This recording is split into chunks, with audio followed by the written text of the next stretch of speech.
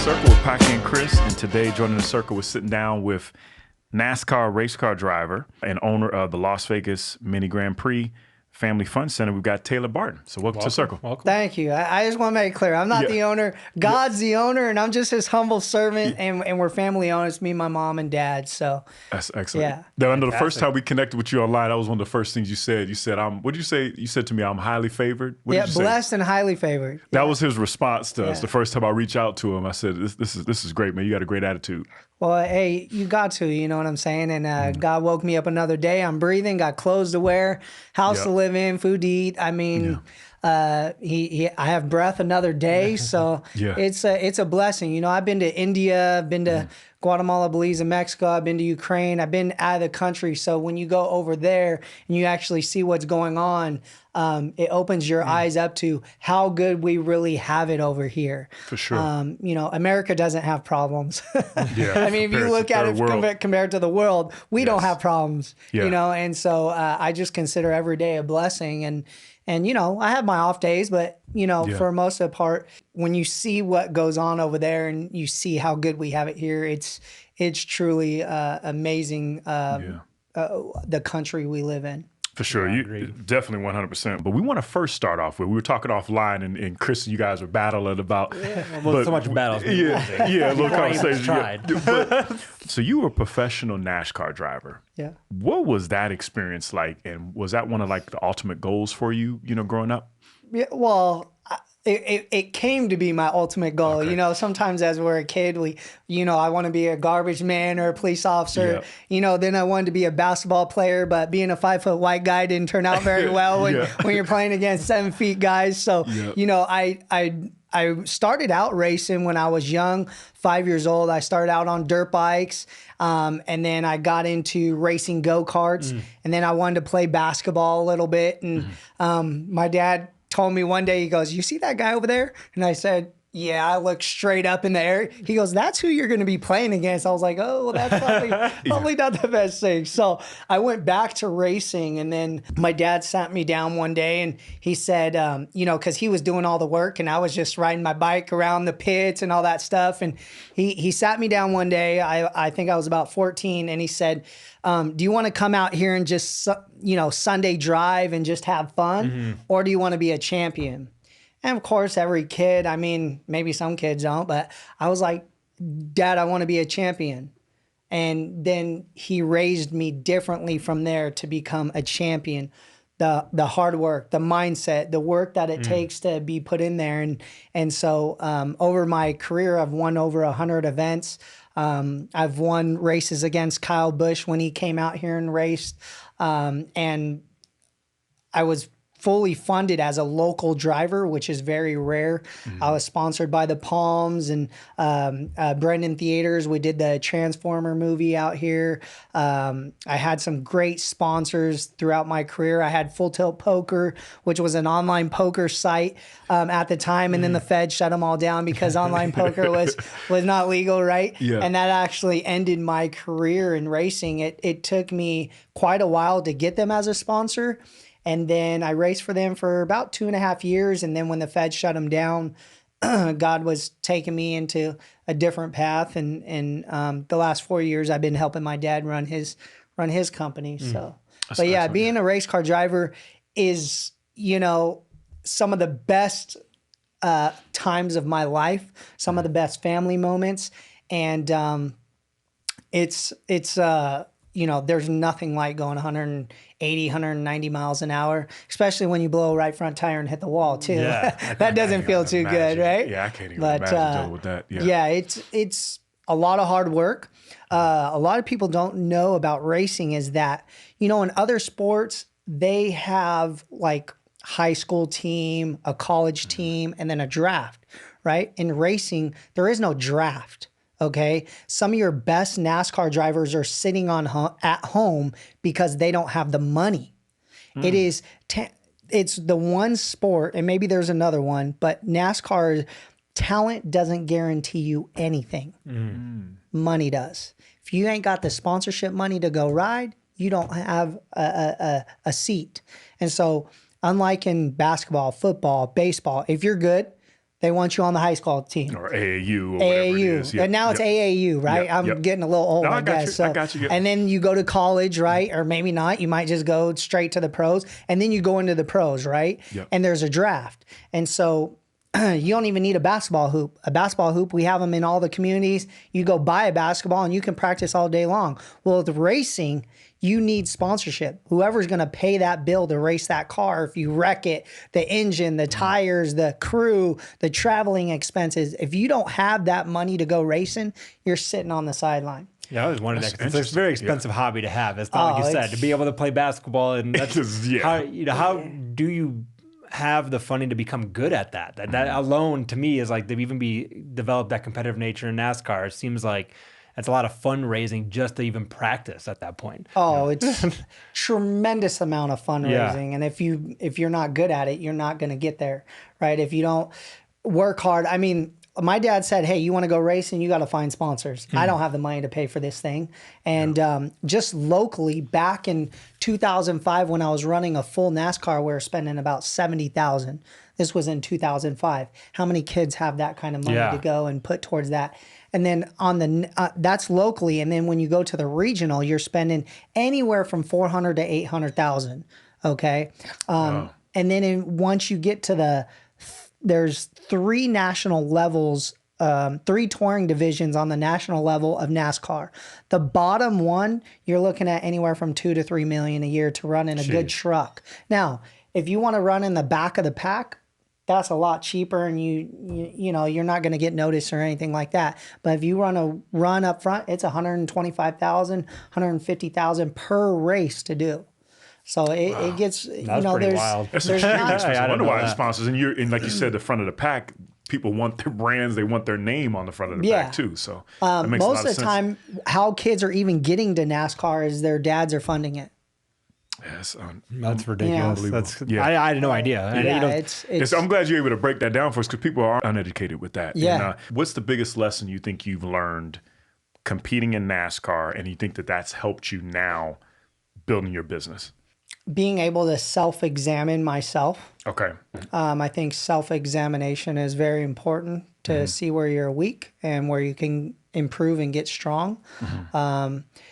You know, in life, you're always going to screw things up and, you know, do things not the right way, and hopefully learn from that.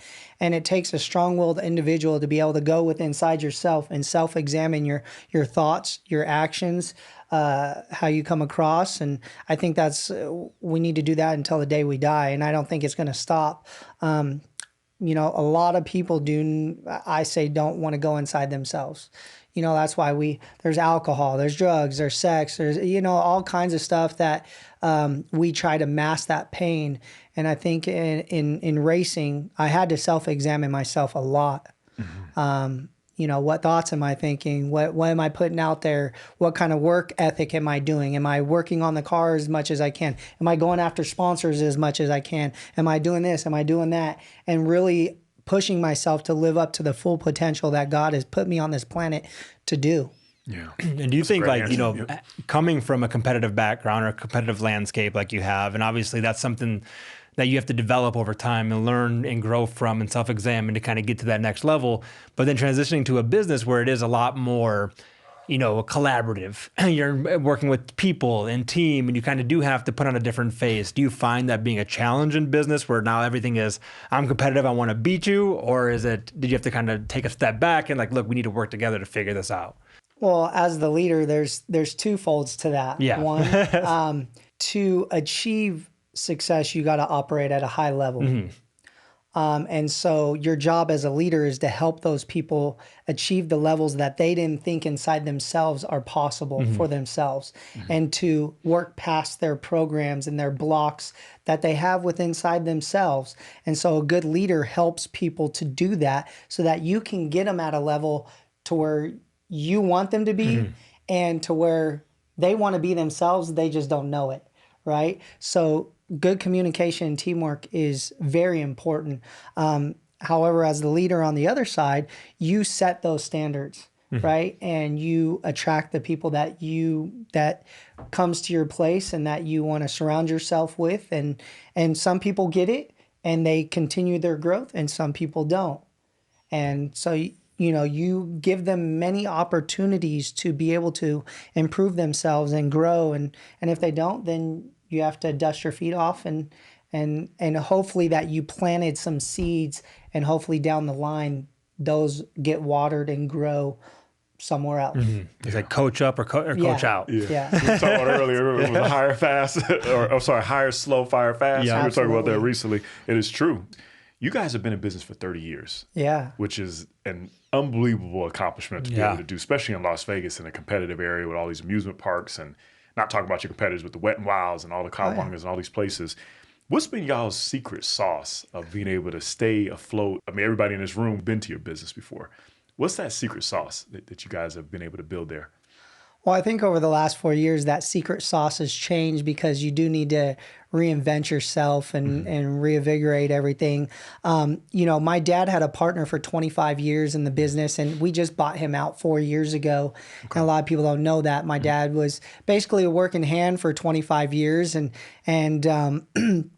when you have someone kind of have the handcuffs on behind you, it's kind of hard to do the things that you want to do. In the last 4 years, since we've fully taken over and don't have any restrictions, I think culture is number one. Setting a good culture, setting principles. Our motto is delivering happiness, and to our employees, that's doing your best, do what's right, do unto others, and have fun. Have fun. If you do those 4 things, I guarantee you're going to have a great time working here. The guests are going to have a great time, and people will come back. I just ask that you do your best. If you do your best, we're going to get along very, very good. If you do what's right, have integrity. When no one's watching, what are you doing, right? Are you doing the right thing? Are you turning in lost wallets, phones? Are you cleaning the carts? Are you doing what's right? Doing to others, very important. We try to teach these young people. It's amazing what our young people are struggling with these days. And so I have a lot of young people. So we get to plant lots of seeds and tools and techniques that they're going to be able to use for the rest of their life. They might not know it now, but as we get older, we're like, man, Mini Grand Prix taught me that, and I didn't even realize it, right? So teaching them to do unto others how they want to, and obviously have fun. Yeah. So that's our motto, and I think our culture has, the last 4 years have really been a pillar of our success and our foundation. Me and my father, we do not do things to go second place. So these other competitors better watch out, because we're coming, right? And we still got some more changes to make, but last year was the best year in our company's history. Oh, nice. And so it's just been a blessing to see God's work at hand. I got saved probably January 2020, just a few years ago. And that's been the best thing in my life. It's given me a strong foundation, teaches me how to interact with our employees a lot different, interact with our guests, and what type of culture I want down there.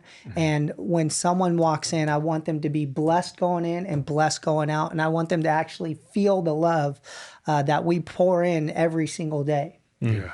I noticed that from the first time I talked with you is you got that love and you got that energy, which is great. What made your dad start the business? Was it because I think he was building amusement parks all across the country, from my understanding? Yeah, this is his 12th place. Okay. And it was kind of fluke how it happened. My dad, he's always like an engineer doing things, and he was a real estate guy here in town. But back in the day, he had a stepdad, and he went to church. And the bishop there, I guess, got these rights to these bumper cars, and they could never keep them running. And they said, well, why don't you have Jerry, that's my dad's name, look at these carts. And so my dad got them all running, and he's like, well, why don't you try to sell some too? So my dad would take these carts and he would go find like abandoned tracks. Maybe they just had golf courses and the track was just sitting there empty, and he'd say, well, let me rent that out. Well, he'd put the carts on, run it real good, get it busy, and then they're like, well, we want to buy those carts and get the track back because you're doing so well. And so he did that and built several places, 10 other places. And then, like I said, this is his 12th. And then we had one across town back in like 89, 90. It was called Competition Grand Prix. Okay. And it was kitty corner from Boulder Station. Okay. And he built that with some partners. The partnership wasn't working out, so he sold his half. Obviously, it's no longer there anymore. And we went and built Las Vegas Mini Grand Prix, and here we are. Been here 30 years. I mean, when we opened, I was 7 years old, and back in the day, every 7 years, something was getting blown up and getting rebuilt. Yeah, right. Yeah. Back in the day, nothing lasted over 7 years. It was getting blown up and getting rebuilt. Yeah. So the fact that we were able to withstand our first 7 years and continue has been such a blessing. Especially with all the competition. Yeah, and it's kind of a staple if you think about it. Anybody driving back and forth, everybody knows it. It has a perfect frontage. I think is like the exposure that it has is fantastic, and the experience as well. It makes it memorable for a lot of people. And to Paki's point about growing the business and the competitive nature of specifically like entertainment in Vegas, and trying to create those experiences in the competition. One thing that I always thought we were missing was a lot more of like the mini Grand Prix geared towards the children. Where do you take your families to? How do you celebrate? And outside of like plug and play Chuck E. Cheese, like there's not many like individual options like a mini Grand Prix where you get different experiences. Like were those experiences evolved over the years, or was it always that's how it's been since they bought it 30 years ago? No, my dad built it from ground up, and we've actually changed some tracks. We've added some amusement rides like our Tornado Fun Slide, roller coaster. We've added some of that stuff. Those Euro high-speed cars. We used to have the old Malibu Grand Prix cars. So definitely have done things over the years. When we first started, we never had our 600 and something seat party room, which we do now. We're like the space. We're seats, we're the birthday party capital of the world. I think we'll do 30 or 40 birthday parties just in one day. Oh wow! Just in one day. So, but we didn't start out that way. Yeah. Our front doors, you can see if you walk into our place, the party room was an added addition. So over the years we've added several things. So that the second room where they have all like the basketball hoops, that's kind of was the original first? That was the original front doors, Wow. Yeah. So now, as far as the business, how it works, did you kind of partner with your father and your mom to build it now over the last 4 years since they brought in, or they kind of got rid of the other partner, I guess I should say? Well, he died. And so so that we were able to buy him out. Got it. And then start building it from there. Okay. Yeah. What was kind of like your preparation? Did you build a business before with you being in NASCAR and kind of own your own company before that kind of helped you to build this? Or were you kind of in the family business, kind of learn when you were growing up at 7 years old or so, and then just kind of learn the family way and then added some of the new stuff? I always worked at Mini Grand Prix from I was young, and in and out, and tried other jobs. And the last few, before I came on board in January 2018 full time, few years prior to that, I tried to build my own business. Did you? Okay. And God didn't allow that to happen. And so it brought me back to what I know, right? I know this business. I know my dad's given me an eye to be able to look at a business and say, this needs to be better, that needs to be better, and let's correct this, let's correct that. And to just be able to look at things and figure out how to make them better, right? And so all the businesses that I've tried have failed. Using the principles at my dad's business, it's turned into a very it's been a success. But like I said, I don't give me any of the glory. I give it to the guy upstairs. He's the one that implants the ideas in my brain. And, I'm dumber than a 2-wooden nickel, as I say. And so, it's inspiration for sure. It's a wisdom that comes from a place that is beyond me, that just helps me out and guides me. And it works, I guess. I like I said, I've tried on my own the other way. So it's usually when we try it ourselves, it doesn't work out, But or you bring in other partners and stuff. Yeah. Well, why are you pointing at me, Paki? I thought he was going to say it before I did. You had a question, I want to cut you off. Yeah, it's kind of funny because when you say that, it's almost like when you go to try to do it yourself, you change the way that you know to be successful. And then once you kind of re-buy into the original system, it's like you're just evolving it versus trying to change it. And I think a lot of times when you're starting a business, that's what we have a tendency to do, is try to change it instead of just growing it, which is usually that's how most businesses become successful. Yeah. Yeah. How important, with you working in professional sports and being a professional athlete, how important do you believe it is to build a personal brand? Or do you even care at this point now? I mean, at this point in my life, I'm not worried about the brand. I'm not all about the mighty dollar and what that is. My goal is to provide family fun.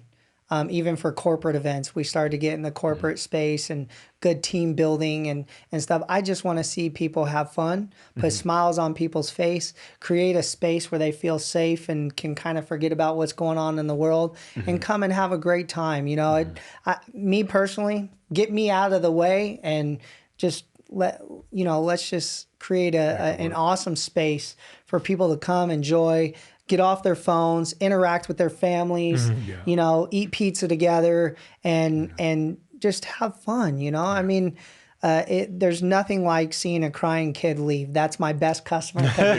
I want to stay. That's huge. So, if you have them crying, for sure. So to be able to put smiles on people's face and to say that this was one of their best memories here in Las Vegas when they come visit, and locals, for locals, it's so cool because I meet people that, said, oh man, I've been coming here since I was a kid. Well, now they got 3 kids and they're bringing their kids, right? And to be able to have that generational business and teach people their kids how to drive first. They come and do our kiddie carts and be able to have double seaters where they can ride with their little guy or little woman. To me, that's what matters. I think as you start to get older and your perspective changes, your values change and what you want out of life changes. For me, it's not all about getting every single dollar out of every person that comes. No, I want you to, what was Vegas built on back in the day? Hospitality. Service. Yep. Let me walk you down to your seat, sir. Let me walk you down to your seat, madame. And so when we teach our young people 5-star service, when you come through that door, let me open the door for you. Let me welcome you in. How's it going? Is it your first time here? How can I point you in the right direction? That's the culture we're teaching our young people so that when they go somewhere else, I know it's not going to be their end all be all job, but when they go somewhere, they're going to be able to rise above the other people that are just doing the norm, Setting the foundation. Yes, for sure. Absolutely. I love it. It's funny you mentioned about the little ones going to drive the go-karts. When we left, my kid thought they could drive all vehicles after that point. Exactly. I know how to drive. They wanted to drive the car. I'm like, stay away. You're not driving the car. She's 5. Just smash everything up and get arrested. I have my license. I'm like, no, you don't. That's not how you get a license. That's hilarious.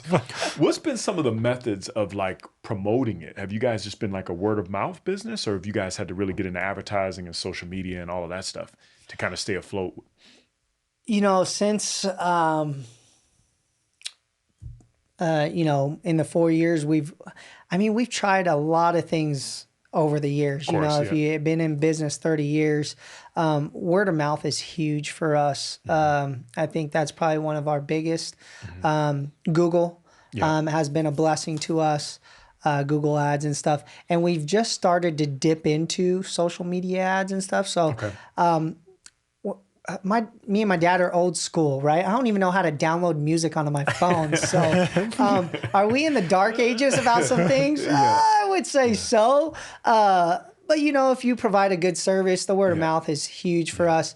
But I want to start expanding into social media and doing those things and putting out better content and all that stuff. And I think we found the team to be able to do that with. And some of our videos have been pretty cool. I don't know if you've seen some of them lately, but they've definitely gotten a lot better. Our views have gotten a lot better. But I haven't dabbed into social media advertising as much as I want to, and that is definitely on the list for sure. I figured you guys had, like Chris was saying earlier, you guys got prime real estate, so that also helps for sure. Definitely helps. 95 freeway, you can see it, you can't miss it, which is beautiful. So, and having likes of like Celine Dion come through with her kids several times, and mentioning us on Oprah. Floyd Mayweather has brought his family out there. So many stars. Michael Jackson actually came twice. He actually dressed up as an old man in a wheelchair so no one would recognize him, you know? So that's right. He had a house here for many years. Many years. So it's, you know, being a staple in Las Vegas 30 years, you'd be surprised who's walked through our doors. It's pretty remarkable. That's pretty cool. Yeah, that's crazy. What would be some business advice that you could help somebody with? Obviously, there's a lot of people that move to Vegas because they want to build a business or whatever dream that they've got. What's a nugget that you can leave them with if they wanted to start their business and just wanted to kind of throw themselves out there and be able to accomplish that? Don't reinvent the wheel. Don't reinvent the wheel. Find out, you know, if you're wanting to start a business, I would first go get hired at the business that you want to start, right? And go learn from them. If they're successful in that, go learn their tips and tools and techniques of what's making them successful and jot down what you think could be better so that you actually have a baseline. You know, starting a business isn't easy. I've tried and failed. So what I recommend is always go get experience in what you want to do. You know, a lot of people say, well, I want to open up a restaurant. Well, have you ever worked in a restaurant before? Do you even know all the jobs? Do you even, literally just talking about that. Yeah. I mean, go get in a restaurant, go work it for 6 months, work your butt off, learn all the jobs, learn what they're doing right, what they're not, you know, because as any company grows, which we have 100 employees now, you know, as every company grows, there's things that fall through the cracks. So sometimes it's best to humble ourselves and go back to the bottom and work some of those jobs. I do that now. I'll pull a pizza out of the oven. I'll go run for a Go Kart. Just to make sure that we're still doing things right and that there's no hiccups and stuff like that. So I would say go get experience in what arena you want to, see what they're doing right, see what you can improve, and make it work. Make it work that way. No, I love it because Chris and I always talk about all the time is on the job training. It's like you're literally on the job training, you're learning it, and to kind of piggyback on what you were saying is like, I don't know if you've ever heard of Gary Vaynerchuk, but he talks a lot about that where he's like, look, I don't care. A lot of people are going to, what you were adding on before is people will go and work for their business and they'll leave, and he's worried like you want to hold them back. And you kind of, you know, breaking that down is that they're going to leave. You know what I mean? They might have whatever dreams or whatever it is they want to accomplish, but you mentioned the foundations that they're learning that might help them better in life is awesome. Yeah. It's very awesome. So I'm glad you mentioned that. Just transitioning a little bit, we always ask everybody, favorite restaurant in Vegas. What's your favorite spot to eat at here? Favorite restaurant? Wow. Besides yours, besides eating pizza. I was going to say, our hamburgers are pretty bomb. I put a special sauce on them, and it's really good. There's probably two restaurants that I really like. One is T-Bone's at Red Rock. T-Bone, I was just there for my son's birthday recently. Yeah, I mean, I've been to a lot of steak places, and I'll tell you, they just... they do a good job over there. Their warm butter cake is dangerous. Dangerous. Oh my God. And I like a little place called Hadari's. It's a Mediterranean restaurant up on Sahara. I haven't heard that. Yeah. Sahara and Tanea. Okay, really good. Yeah. Say it again one more time. Hadari's. Little place. But their food is absolutely wonderful. I love supporting local businesses. Market Grill is another one. They're out of Centennial. Yeah, Market Grill's good. Their pomegranate chicken is really, really good. But Hadari's, their chicken kebab off the chart. Their chicken shawarma off the chart. That's speaking my language. Chris, that's Chris. You know, my dad's Armenian. Oh, so, we're Lebanese. Lebanese. Okay, so sure. we're close. And so I just love that kind of food and yeah, really good. You gave some two good gems. Somebody's mentioned T-Bones before. Denise Dix, I remember mentioning, but it's great to have some new ones on there too, which is great. I'm gonna definitely check out Hadari's. Yeah, that's dude, excellent. Check it out. Tell them Taylor sent you from Mini Grand Prix. For sure, they're gonna see it on this too, which is great. What else did you want to share at all that we forgot to ask you? Anything you want to share that business-wise, personal? Well, our 30th business party is coming up. So this Saturday, July 30th, from 10 to 12, we're gonna have face painting, balloon artists, all kinds of stuff from 10 to 2. If you want to come and buy a 1 hour wristband, we're going to give you actually 30 minutes free. Oh, nice. So for our 30th anniversary, and just come and support local businesses whenever you can, and trust in the Lord. That's what I got to say. You know, it's been an eye opener for me, and to, you know, if you don't have peace, what do you really have? So if you keep doing the same thing over and over and you don't have peace, expecting a different result, that's called insanity. So I'd recommend changing how you approach things so you can actually have peace. Money doesn't buy it. Stuff doesn't buy it. You know, a perfect example is Robin Williams. You know, he killed himself. And here it is, from the world standards, he has everything, right? And he killed himself. Why? Because he doesn't have peace. He didn't see hope at the end of the tunnel. And so I believe in a relationship. Have a relationship with the guy upstairs, and it'll change your life. Yeah. Appreciate you, Ted. Absolute pleasure, man. You need to get into motivational speaking. Yeah, that's fantastic. That's great, man, what you were saying. But absolute pleasure. We appreciate you hanging out with us. Seriously. Hey, thank you. I appreciate having you guys, Definitely man. check us out at Such a blessing. I will, man. Thank you, man. That was great stuff. Best of luck to you guys, and I really appreciate you guys having me on. No doubt. Yeah. Good stuff, man. That was excellent. Yeah, fantastic.